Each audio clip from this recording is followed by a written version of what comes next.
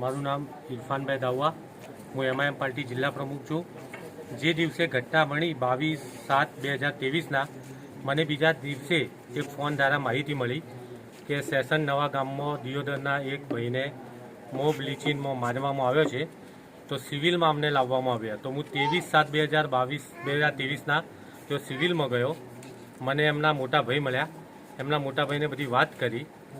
એ લોકો એટલા ગભરાયેલા હતા કે કોઈ વાત બી કરી કે એ પોઝિશનમાં નહોતા. એમને અમે આશ્વાસન આપ્યું.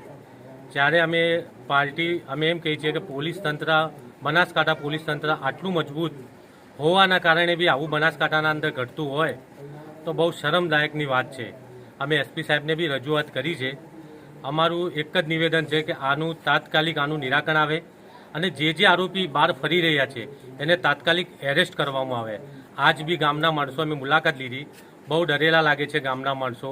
હુમલા કરવા માટેનું એ લોકોનું આજ બી કાવતરું લાગી રહ્યું છે. એટલે તાત્કાલિક પોલીસ બંદોબસ્ત આપવામાં આવે ગામમાં. સેવાડે 2 પોલીસવાળા બેસીને એ કામથી કોઈ લાગતું નથી. આમના ઘરનું પ્રોટેક્શન આપવામાં આવે એવું એમઆઈએમ પાર્ટીના જિલ્લા પ્રમુખ તરીકે હું એસપી સાહેબને એક નિવેદન કરું છું.